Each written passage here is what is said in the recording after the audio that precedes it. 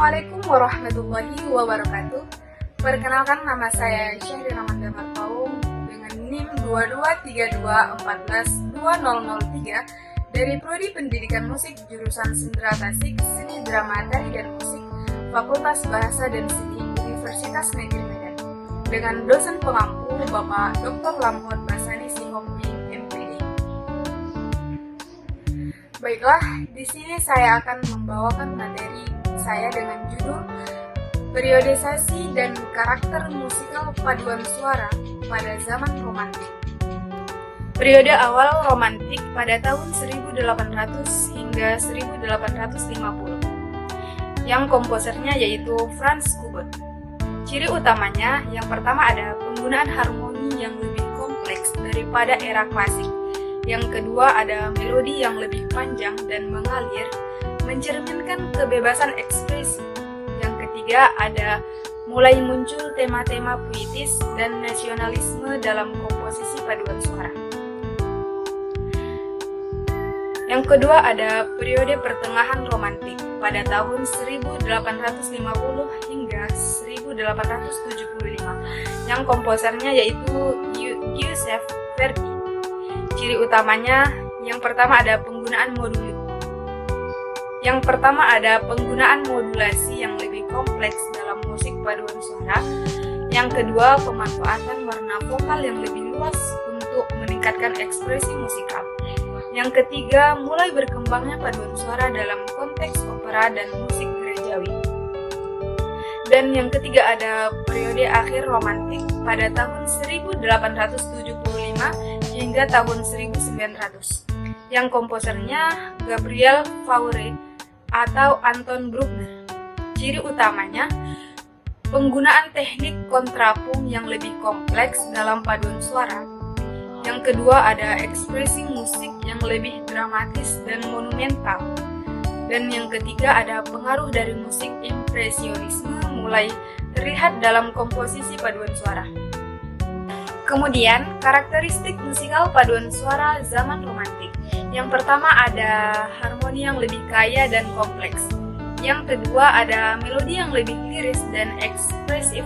Yang ketiga ada penggunaan dinamika yang lebih fleksibel. Yang keempat ada warna suara yang lebih beragam.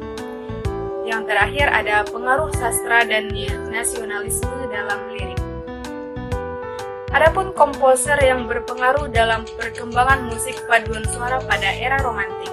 Yang pertama ada Franz Schubert pada tahun 1797 sampai dengan 1828. Yang kedua ada Felix Mendelssohn pada tahun 1809 hingga 1847. Yang ketiga ada Johannes Brahms pada tahun 1833 hingga 1897. Yang keempat ada Giuseppe Verdi pada tahun 1813 hingga 1901. Dan yang terakhir ada Anton Bruckner pada tahun 1824 hingga 1896.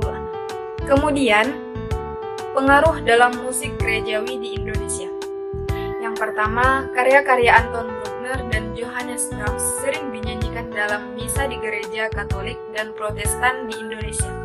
Yang kedua, paduan suara gereja di Indonesia mengadopsi teknik harmoni yang lebih kompleks dan penggunaan dinamika yang lebih ekspresif seperti yang ditemukan dalam musik romantik. Yang ketiga, banyak gereja di Indonesia seperti Gereja Katedral Jakarta dan GPIB Immanuel Jakarta rutin membawakan lagu-lagu paduan suara klasik dari era romantik dalam ibadah mereka. Adapun pengaruh dalam pendidikan dan kompetisi paduan suara. Yang pertama, Institut Seni Indonesia atau ISI dan Universitas Negeri Jakarta memasukkan studi tentang musik paduan suara romantik dalam kurikulum mereka. Yang kedua, kompetisi paduan suara seperti Persparawi atau Pesta Paduan Suara Gerejawi dan Bali International Choir Festival sering menampilkan aransemen lagu-lagu dari komposer era romantik. Yang ketiga ada teknik vokal dan ekspresi musikal yang dikembangkan dalam musik paduan suara romantik menjadi dasar bagi pelatihan paduan suara di banyak sekolah dan universitas di Indonesia. Selanjutnya, pengaruh dalam repertoar paduan suara di Indonesia. Yang pertama, kelompok paduan suara ternama seperti Batavia Madrigal Singers dan Jakarta Concert Choir sering menampilkan karya dari Brahms, Mendelssohn, dan Schubert dalam konser mereka.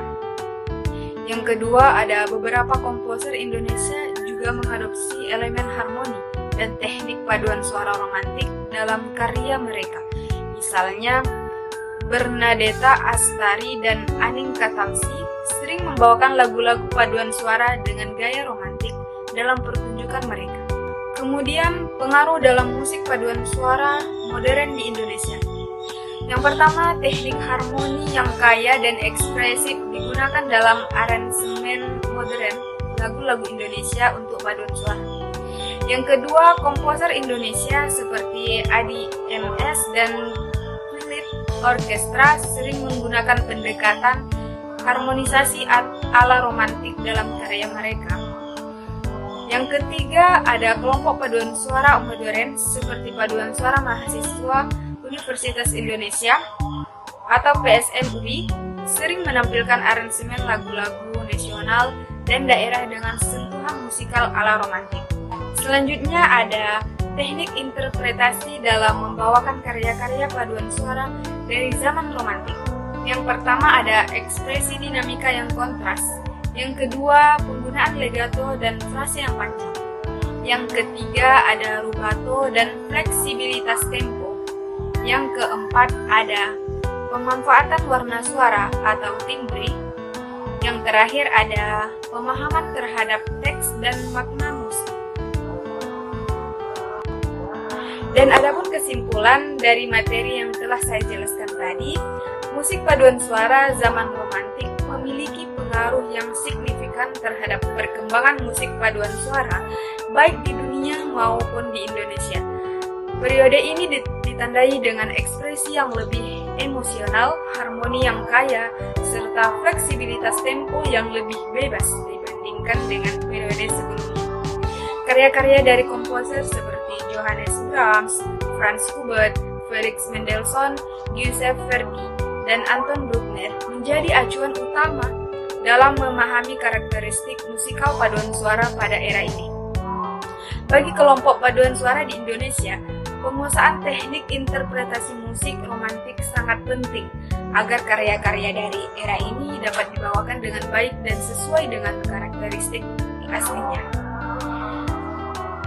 Baik, sampai di sini materi yang bisa saya jelaskan. Semoga bermanfaat bagi kita semua. Saya akhiri. Assalamualaikum warahmatullahi wabarakatuh.